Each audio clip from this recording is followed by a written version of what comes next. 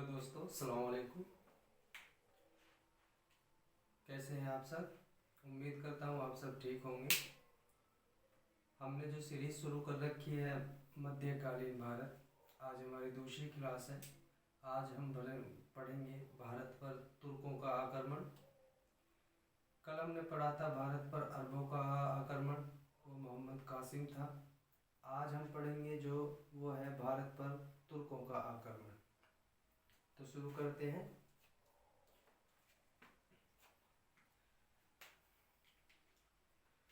भारत पर तुर्कों का जो आक्रमण था, बात सबसे पहले शुरू करते हैं कि तुर्क तुर्क जो साम्राज्य है उसकी स्थापना किसने करी थी। तुर्क जो साम्राज्य है उसकी स्थापना करी थी सुबुतकीन अल्पतकीन ने। तुर्क साम्राज्य की जो स्थापना की थी, जो संस्थापक थे वो अल्पतकीन थे। और एचएससी ने एक बार पूछा था कि जो तुर्क साम्राज्य था, जो तुर्क साम्राज्य की स्थापना करने वाले शासक का क्या नाम था, तो उसका नाम था अल्पतकीन। और एक बार एचएससी ने ये पूछा था कि जो तुर्क साम्राज्य है वो कौन सी शताब्दी में बना था, तो ये 10वीं शताब्दी में यह जो तुर्क साम्राज्य था जो ये वजूद में आया। इसका एक दास होता था सुबुतकीन। अल्पतकीन तुर्क साम्राज्य का संस्थापक और इसका एक दास होता था सुबुतकीन। सुबुतकीन अल्पतकीन का दास भी था और एक दामाद भी था, बाद में जो दामाद बन गया था। सुबुतकीन को अल्पतकीन अपना सेनापति बना देता है और भारत पर आक्रमण करने के लिए भेज देता है। जो इतिहासकार लिखते हैं कि भारत पर पहला जो आक्रमण किया था वो अल्पतकीन ने नहीं किया था। अल्पतकीन ने तो तुर्क साम्राज्य की स्थापना की थी, लेकिन भारत पर तुर्क जो आक्रमण हुआ था वो सुबुतकीन की अध्यक्षता में हुआ था। सुबुतकीन जो भारत पर आक्रमण करता है पेशावर और बेहिंद के इलाकों पे, मुल्तान पे, इस साइड में जो सिंध प्रांत में जो क्षेत्र आता है वहाँ पे तुर्कों का आक्रमण भी वहीं हुआ और वहीं पे अरबों का आक्रमण भी वहीं हुआ और तुर्कों का आक्रमण भी वहीं हुआ। तो ये जो आक्रमण सुबुतकीन का हुआ था ये राजा जयपाल के साथ हुआ था।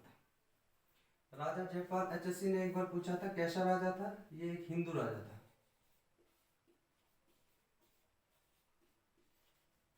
ये एक हिंदू राजा था, एचएससी ने एक बार पूछा था। तो जो ये जंग हुआ था सुबुतकीन का राजा जयपाल के साथ हुआ था और ये मुल्तान और पेशावर नामक स्थान पर हुआ था। लेकिन सुबुतकीन राजा जयपाल को हरा नहीं पाया।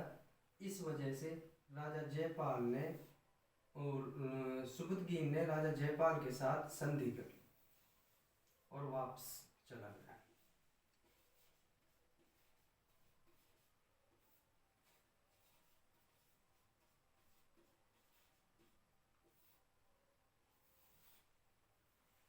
संधि हो गई और वापस चला गया। इस युद्ध को दोस्तों पेशावर का युद्ध और बेहिंद का युद्ध के नाम से जाना जाता है, क्योंकि पेशावर का युद्ध ये पेशावर नामक स्थान पर और मुल्तान नामक स्थान पर लड़ा गया था और इसे बेहिंद का युद्ध भी कहा जाता है क्योंकि ये हिंद प्रांत में आता था। अब सुबुतकीन जीत नहीं पाया, संधि करके वापस चला गया। उसका एक पुत्र था मोहम्मद गजनवी।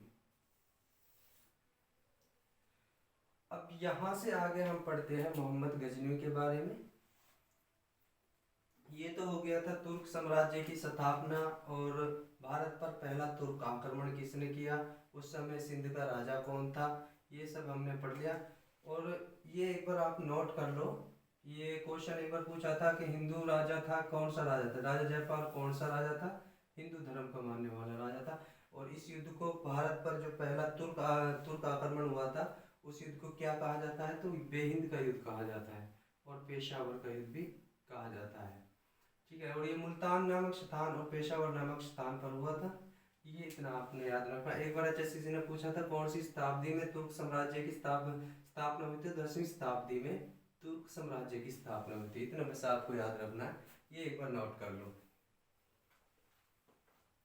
आगे हम पढ़ते हैं मोहम्मद गजनवी का भारत पर आक्रमण। बहुत अच्छे से पढ़ेंगे, एक बार पढ़ोगे आप जिंदगी में शायद कभी भूल नहीं पाओगे।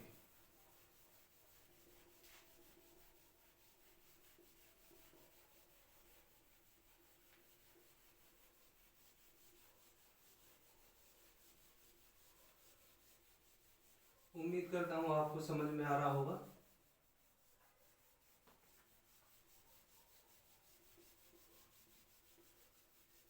अगर समझ में आ रहा तो लाइक कर दो। आपका कुछ नहीं जाता, हमको थोड़ा मोटिवेट मिल जाता।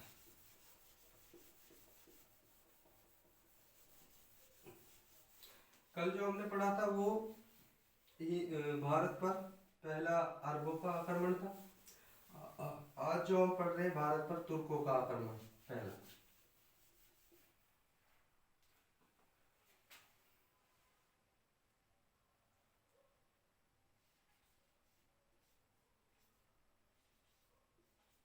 मोहम्मद गजनवी।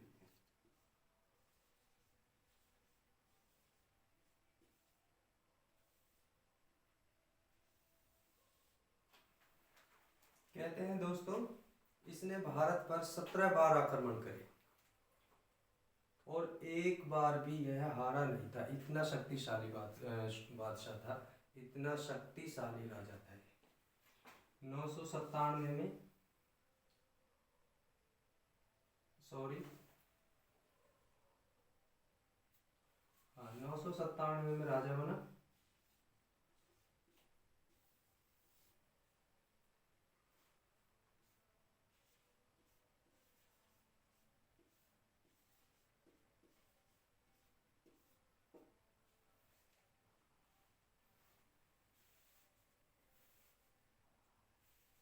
और इसने 1001 से 1027 तक भारत पर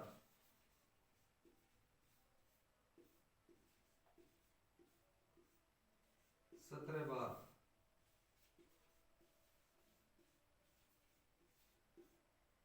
आक्रमण की।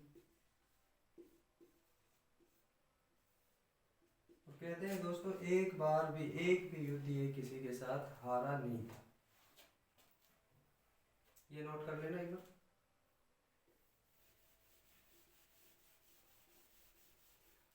997 में राजा बना।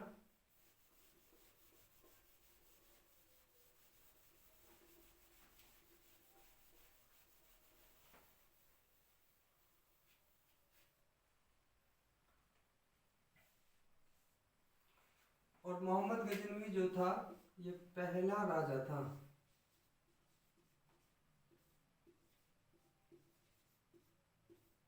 जिसने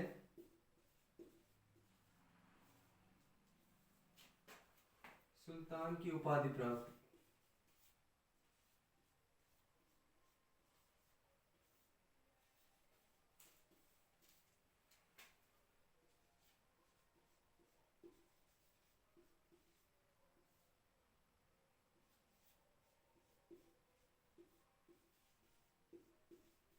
उससे पहले किसी ने सुल्तान की उपाधि प्राप्त नहीं की थी। ये पहला राजा था मोहम्मद गजनवी जिसने सुल्तान की उपाधि प्राप्त की थी।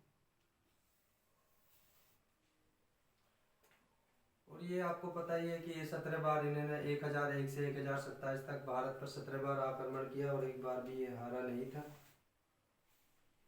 पहला जो तुर्क राजा, ये मोहम्मद गजनवी जो था, ये पहला तुर्क राजा था जिसने सुल्तान की उपाधि प्राप्त की।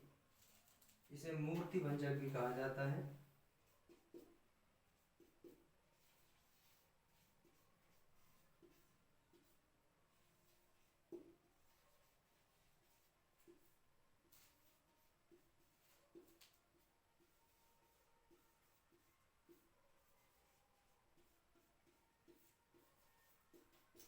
एक बार HSCC ने क्वेश्चन पूछा था कि मूर्ति भंजक कौन से तुर्क राजा को कहा जाता है, कौन से किसको कहा जाता है, तो मोहम्मद गजनवी को मूर्ति भंजक कहा जाता है, क्योंकि इन्होंने महाराजा चक्रस्वामी की मूर्ति को तोड़ दिया था। वो मैं आगे बढ़ाऊंगा, बताऊंगा आपको। इसने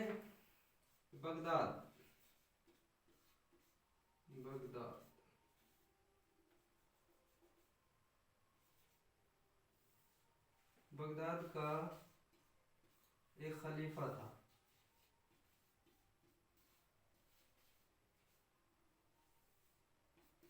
बगदाद का एक खलीफा था अल आदिल बिला। बगदाद का एक खलीफा था अल आदिल बिला, जिससे इसने यामीनी की उपाधि प्राप्त की थी।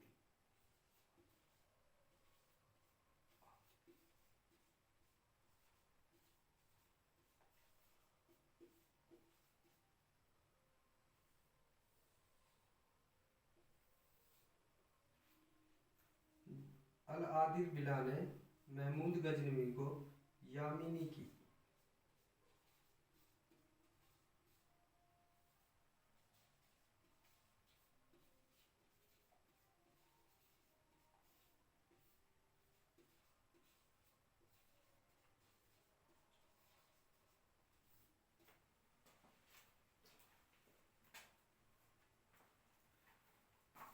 इतना आपको याद रखना है।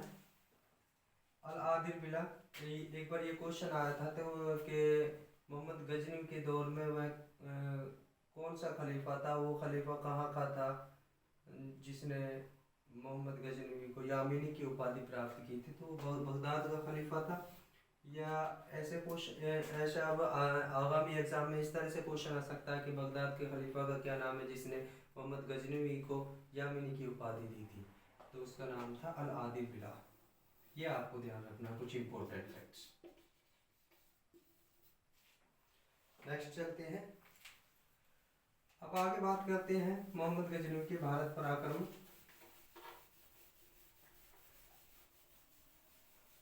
ये आपको मैं बता चुका हूँ कि मोहम्मद गजनवी ने भारत पर 1001 से 1027 तक 17 बार आक्रमण किए थे और एक बार भी हारा नहीं था। 1001 में इसने पहला जो युद्ध लड़ा था, 1001 में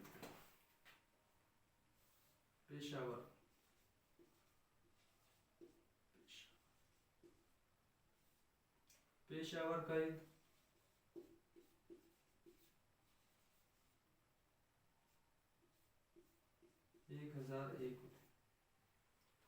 राजा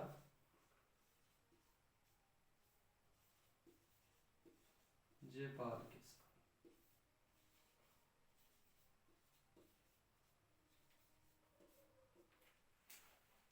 अब ये तो आपको पता ही होगा कि जब इसने 17 बार भारत पर आक्रमण किया और एक भी युद्ध ये हारा नहीं था, तो जाहिर सी बात है यहाँ भी नहीं हारा तो जीता ही था, और राजा जयपाल हार गया था। हारने का एक कारण था, राजा जयपाल बहुत बड़ा बादशाह था, नाम था इसका राजा जयपाल दो था, बहुत ही बड़ा और ताकतवर और शक्तिशाली हिंदू राजा था। इसने सोचा कि मैं मोहम्मद गजनवी के पापा को हरा के, अल्पतगीन को हरा के, सुबुतकीन को हरा, जब मैंने इसके पापा सुबुतकीन को हरा दिया तो ये मेरे सामने क्या चीज है, और ये इसको हल्के में ले गया। जब इसने इसको हल्के में ले लिया तो मोहम्मद गजनवी ने इसको 1001 में हरा दिया, और यह दुख राजा जयपाल बर्दाश्त नहीं कर पाए और आत्महत्या कर ली।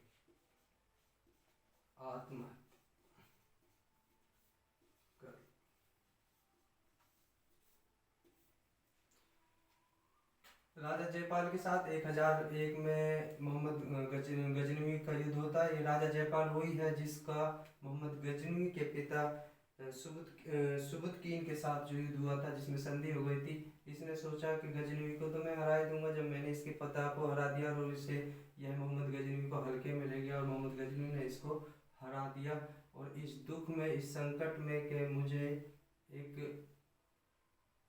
मैं जंग हार गया, और इसने आत्महत्या कर ली।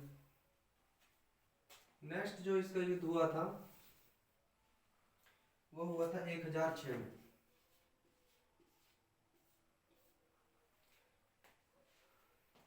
ये आपने यहाँ पे याद रखना, पेशावर का मोहम्मद गजनवी का पहला युद्ध 1001 में पेशावर का युद्ध लड़ा गया था। और किसके साथ? राजा जयपाल के साथ लड़ा था। और कौन जीता था? मोहम्मद गजनवी जीता था। राजा जयपाल की मृत्यु कैसे हुई? तो उसने आत्महत्या कर ली थी। और डेट आपको याद रखनी। दूसरा युद्ध जो इसका हुआ था वो 1006 में मुल्तान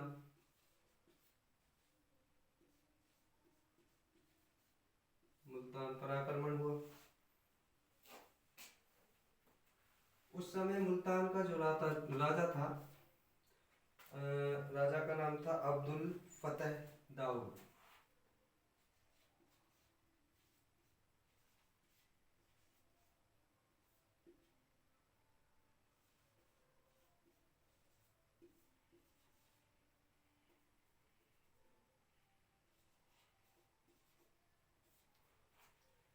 एक 1006 में मोहम्मद गजनवी ने मुल्तान पर आक्रमण किया।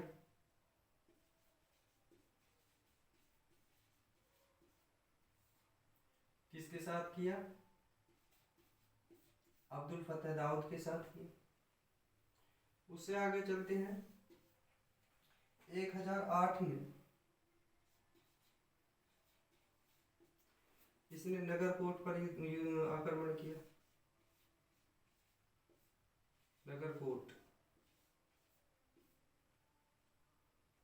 नगरकोट पर आक्रमण किया। नगरकोट को जीत लिया। और ये जो आक्रमण था मोहम्मद गजनवी का 1001 में, जो ये आक्रमण था नगरकोट का, ये मूर्ति पूजा के खिलाफ युद्ध था।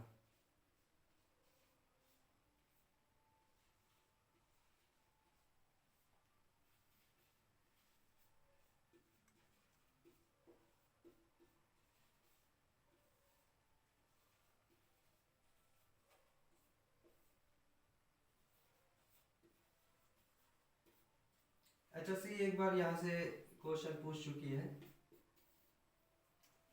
कि पहली बार मूर्ति पूजा के खिलाफ विद्रोह या आक्रमण कब हुआ था? तो 1008 में हुआ था।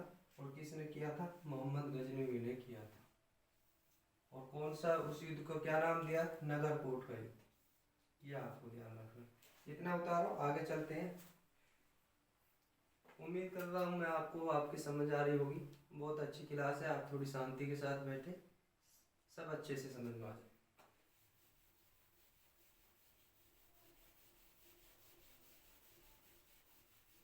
एक मिनट।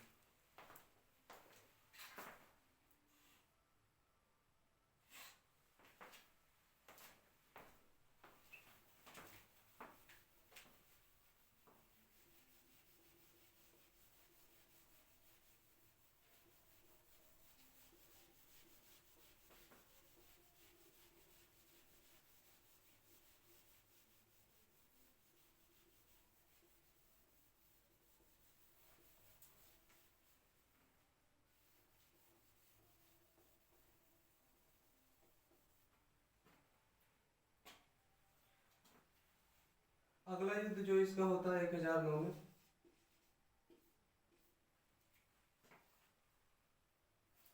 ये पेशावर का युद्ध होता है।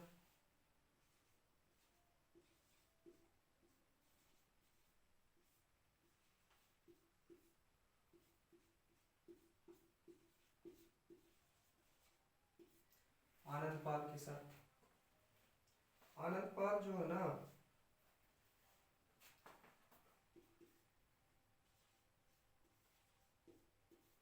राजा आनंदपाल,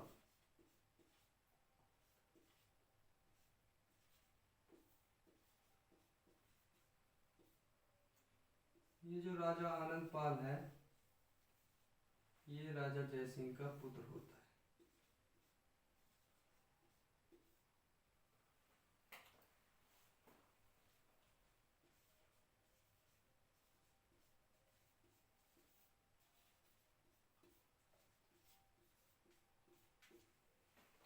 राजा जयपाल का पुत्र होता है। पेशावर का दूसरा युद्ध राजा अनंतपाल के साथ होता है और ये है पेशावर का दूसरा युद्ध होता है।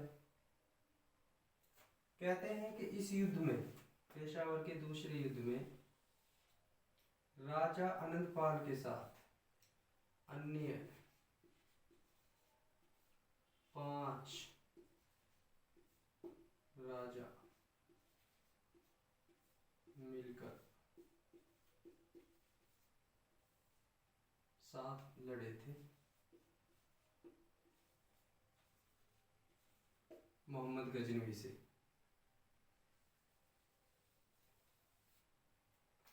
राजा अनंतपाल के साथ जो पेशावर का दूसरा युद्ध 1009 में हुआ था, और राजा अनंतपाल के साथ, राजा अनंतपाल राजा जयपाल के पुत्र थे। राजा आनंद ने अपने साथ अन्य 5 राजाओं को मिला लिया था, मिलकर गजनी मोहम्मद गजनवी से युद्ध लड़ा था, लेकिन फिर भी ये हार गए थे। कहते हैं कि Kannauj, Ajmer,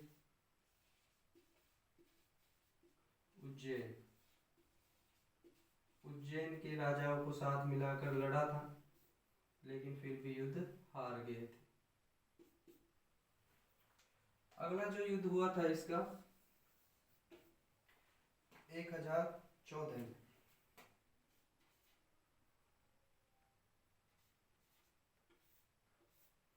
very very important है। 1014 में थानेश्वर नामक स्थान पर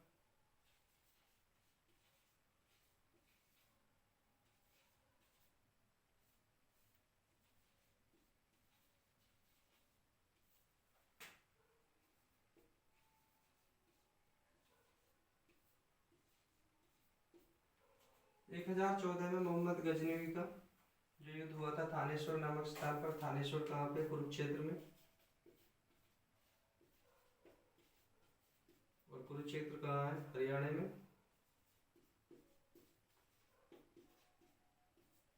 यहाँ पे इसने महाराजा चक्र स्वामी की मूर्ति को तोड़ दिया था। यहाँ पे किसकी मूर्ति को तोड़ दिया था? थानेश्वर नामक स्थान पर इसका आक्रमण हुआ।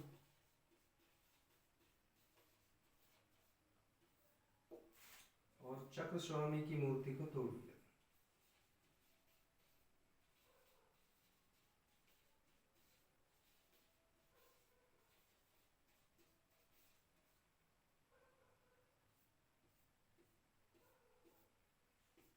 कहते हैं कि तोड़ दिया था, कुछ कहते हैं साथ ले गया था, और इसी वजह से इसको मोहम्मद गजनवी को मूर्ति भंजक कहा जाता है।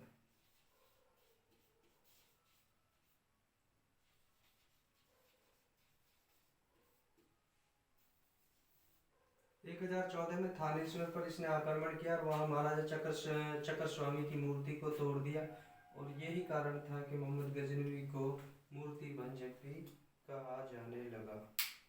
नेक्स्ट जो इसका युद्ध हुआ था, हारा तो ये था ही, इतना शक्तिशाली था मोहम्मद गजनवी, कभी इसने अपनी जिंदगी में कभी कोई युद्ध हारा ही। अगला जो इसका युद्ध हुआ था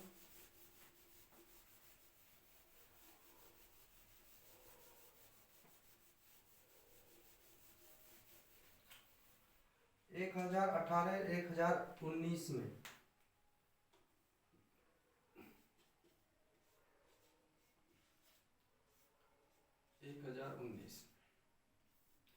अगला जो इसका युद्ध हुआ था 1018-1019 में, कन्नौज का युद्ध।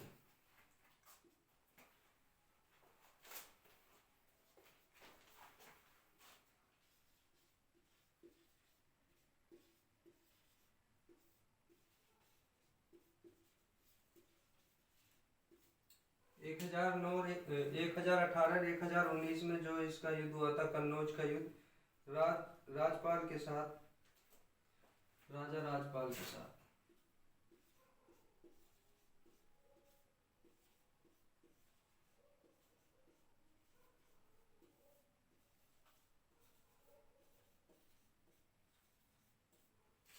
और राजा जयपाल हार जाता है, और हारने के बाद कन्नौज से भाग जाता है।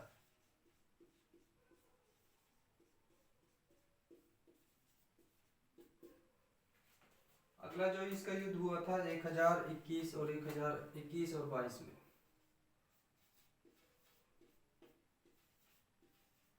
अगला 1018 1019 में कन्नौज का युद्ध हुआ था राजपाल के साथ, और राजा जयपाल हार जाता है और वहां से भाग जाता है। 1021 और 1022 में कन्नौज का दूसरा युद्ध होता है विद्याधर के साथ।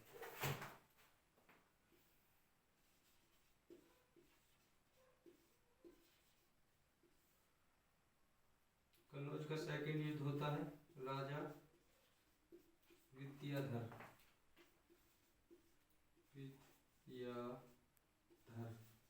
विद्याधर के साथ।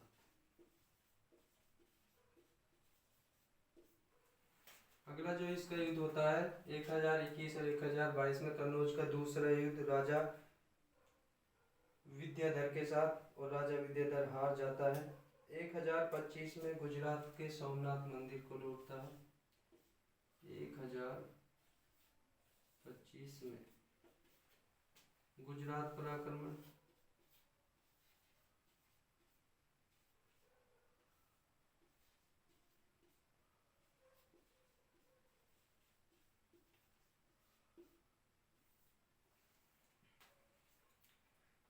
और वहां पर सोमनाथ मंदिर को लूटा।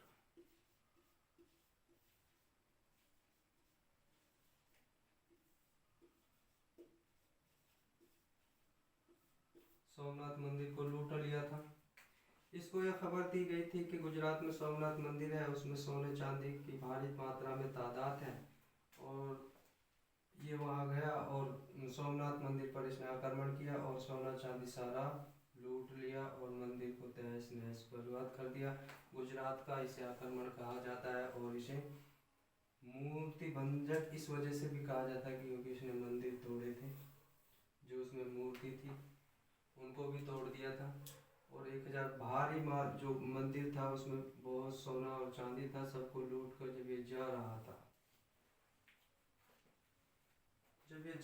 था तो फिर आता है पोखरा युद्ध। गुजरात को लूटकर जब ये वापस जा रहा था, घोड़ों पर इसने अपना जो माल गनीमत जो लूटा हुआ था सारा लाद रखा था, और ये वापस जा रहा था। रास्ते में कुछ लुटेरे थे जिनको पता था कि मोहम्मद गजनवी का लश्कर जा रहा है।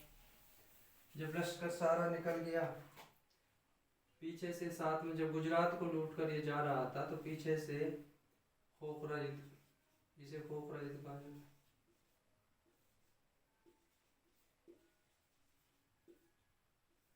जब मोहम्मद गजनवी गुजरात लूट कर जा रहा था तो पीछे से इन्होंने आक्रमण कर दिया। कहते हैं 50 घोड़ों को लूट लिया जो माल से भरे हुए थे।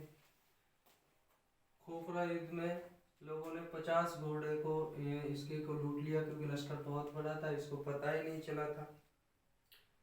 करीब 50 के करीब घोड़ों को लूट लिया था, और इस युद्ध को खोखरा का युद्ध कहा जाता है। जैसे कई बार ये क्वेश्चन पूछती है कि गुजरात के सोमनाथ मंदिर को लूटने के बाद जब मोहम्मद गजनवी वापस जा रहे थे तो उस पर को जो आक्रमण हुआ था वो किसने किया था, तो उसे खोखरा युद्ध भी कहा जाता है, यानी कि जाठों का युद्ध कहा जाता है। कुछ कहते हैं कि वो गुंडों ने, जो बदमाश डाकू जो होते थे, उन्होंने लूटा था, तो इस युद्ध को नाम जो दिया गया था वो खोखरा युद्ध का नाम दिया गया था। ये आपको याद रखना है। करीब 50 के करीब घोड़े जो सोना चांदी से लदे हुए थे वो लूट लिए थे इसके। उसके बाद 1027 में वापिस आता है, जाठों के साथ विद्रोह होता है।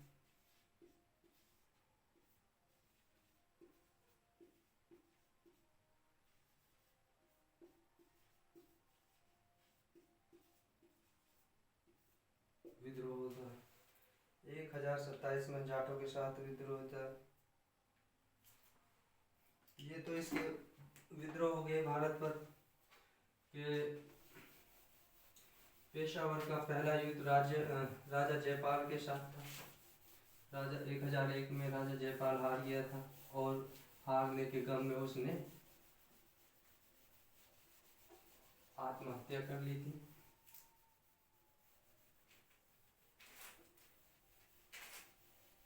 दूसरा युद्ध इसका 1008 में नगरकोट को लूटा। 1008 में नगरकोट को लूटा और यह नगरकोट का जो युद्ध था यह पहला युद्ध था जो मूर्ति पूजा के खिलाफ इसका पहला आक्रमण था। 1006 में इसने मुल्तान पर आक्रमण किया और मुल्तान के जो राजा थे, मुल्तान के जो शासक थे राजा अब्दुल फतेह दाऊद के साथ इसने 1006 में आक्रमण किया तो मुल्तान को जीता। 1008 में नगरकोट को जीता। मूर्ति पूजा के खिलाफ इसका पहला आक्रमण था। एचएससी कई बार पूछ चुकी है कि मूर्ति पूजा के खिलाफ पहला आक्रमण कब हुआ, तो 1008 में हुआ। 1009 में पेशावर का दूसरा युद्ध हुआ जो आनंद पाल के साथ था। आनंद पाल राजा जयपाल के बेटे थे और आनंद कहते हैं कि इस युद्ध में पेशावर का जो दूसरा युद्ध था आनंद पाल ने साथ में कन्नौज, उज्जैन और कहते हैं कि अजमेर के शासक भी इसके साथ लड़े थे लेकिन यह हार गया था। अगला युद्ध होता है इसका 1014 में। 1014 में इसका युद्ध होता है थानेश्वर नामक स्थान पर। महाराजा चक्रस्वामी की मूर्ति को तोड़ देता है,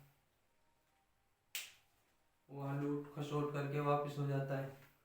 उससे आगे फिर इसका युद्ध होता है 1018 1019 में। 1018 1019 में कन्नौज का युद्ध होता है राजपाल के साथ। उसके बाद इसका युद्ध होता है 1021 और 1022 में जो कन्नौज का दूसरा युद्ध हो जाए। कन्नौज का पहला युद्ध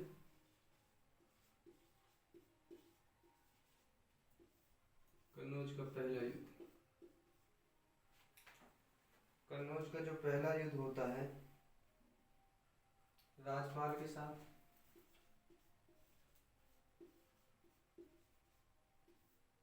1018-19 में दूसरा युद्ध जो होता है यह होता है राजा विद्याधर के साथ। कन्नौज का जो दूसरा युद्ध होता है राजा विद्याधर के साथ।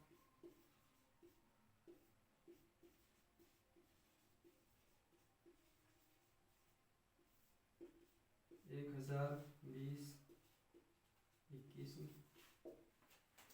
अगला जो इसका युद्ध होता है 1025 में। 1025 में युद्ध करता है ये गुजरात के सोमनाथ मंदिर को लूटता है, यानी गुजरात को लूटता है।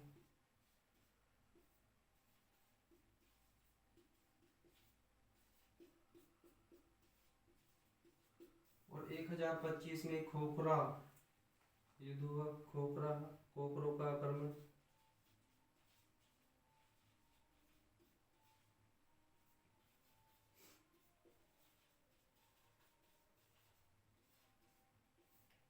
जिसमें इसके करीब 50 के करीब घोड़ों को लूट लिया था। और 1027 में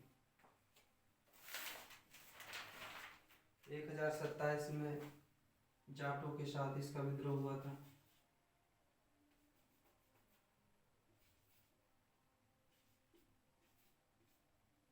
जाटों के साथ एचएससी ये कई बार पूछ सकी है कि जाटों के साथ विद्रोह कौन से राजा का था, तो मोहम्मद गजनवी ने जाटों के साथ 1027 में युद्ध किया था। खोखरा युद्ध का अभिप्राय क्या है? खोखरा युद्ध किस सुल्तान से संबंधित है? तो मोहम्मद गजनवी से संबंधित है। तो ये इसके जो भारत पर इसने 1001 से 1027 तक जो 17 बार आक्रमण किए थे वो थे। अब बात करते हैं मोहम्मद गजनवी जब भारत आया था तो इसके साथ कुछ इतिहासकार आए थे।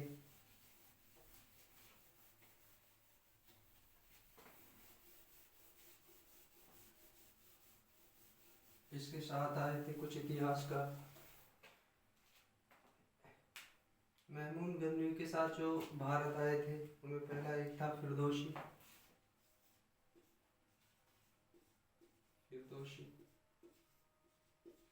महमूद गजनवी के साथ भारत आया था। इसके एक पुस्तक है शाहनामा पुस्तक, शाहनामा, शाहनामा पुस्तक,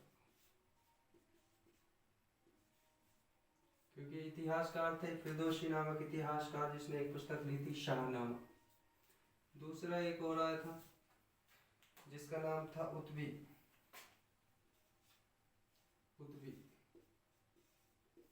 ये भी एक इतिहासकार था, महमूद गजनवी के साथ आया था। इसने एक किताब, किताबुल हिंद, किताबुल यामिनी,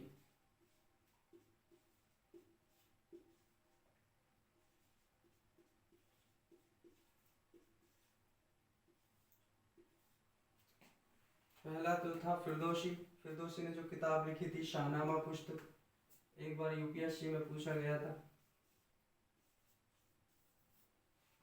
मोहम्मद गजनवी के साथ भारत आए इतिहासकार फिरदौसी के द्वारा लिखी गई पुस्तक का क्या नाम है, तो वो आपको याद होना चाहिए, नोट कर लो, शाहनामा पुस्तक। एक दूसरा इतिहासकार आया था उत्बी, और तीसरा जो इतिहासकार आया था अल-बरूनी।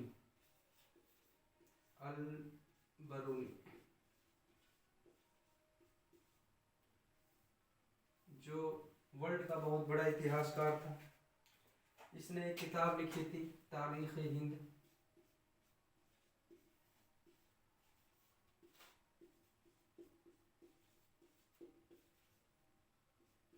तारीख हिंद मतलब, इसका मतलब था, अल-बरूनी की किताब थी तारीख हिंद, मतलब हिंद का दर्पण।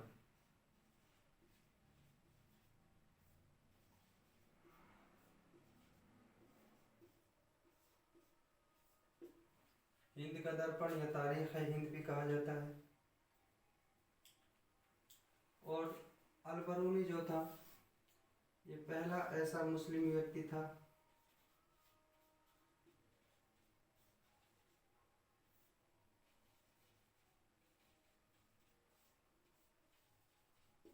जिसने पुराणों का अध्ययन किया था।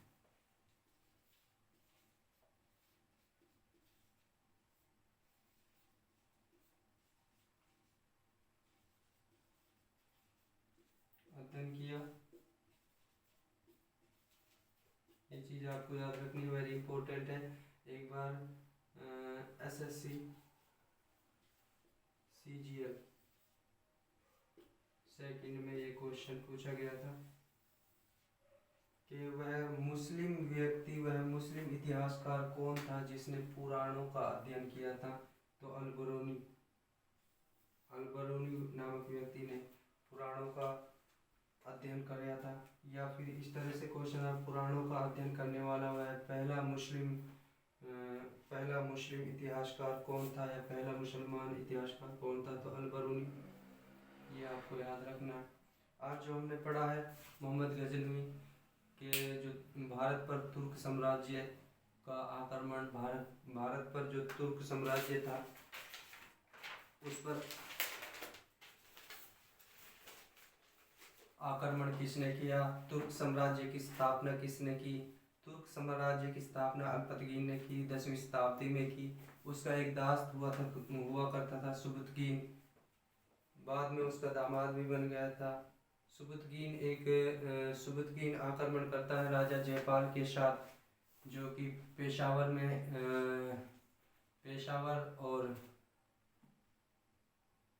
मुल्तान नामक स्थान पर करता है। लेकिन राजा जयपाल हिंदू राजा होने के साथ साथ बहुत शक्तिशाली था, और सुबुतगीन है वो उसे हरा नहीं पाया, तो उसके साथ संधि कर लेता है और वापस चला जाता है। उसके बाद राजा बनता है मोहम्मद गजनवी 997 ईस्वी में। जब 997 ईस्वी में मोहम्मद गजनवी राजा बनता है और वो भारत पर आक्रमण करता है, तो राजा जयपाल उसे हल्के में ले लेते हैं कि मैंने इसके पापा को हरा दिया तो ये क्या है, तो मोहम्मद गजनवी राजा जयपाल को हरा देता। राजा जयपाल और सुबुतगीन का जो युद्ध था ये भारत पर पहला तुर्कों का आक्रमण था, और मोहम्मद गजनवी ने भारत पर 1001 से 1027 तक 17 बार आक्रमण किए, और एक भी आक्रमण को मोहम्मद गजनवी हारा नहीं था, और मोहम्मद गजनवी को मूर्ति भंजन भी कहा जाता है। आज के लिए इतना ही। अगर कोई चीज़ समझ में ना आए ना तो एक बार वीडियो को पीछे कर लिया करो। कई बार ऐसा है कि कुछ चीज़ें थोड़ी डिफ़िकल्ट होती हैं तो पीछे या फिर कमेंट कर दिया करो अगर कोई चीज़ समझ में नहीं आ रही है तो। वैसे हम कोशिश करते हैं एक एक चीज़ क्लियर करने की कि आपको हर एक चीज़ समझ में आ जाए। अगर आपके समझ में ही नहीं आएगी तो फिर क्या फ़ायदा। तो ठीक है, बाय, चलते हैं। लाइक, शेयर, कमेंट और सब्सक्राइब करना तो बिल्कुल भी नहीं भूलना। अपने दोस्तों को भी ज़रूर बताना।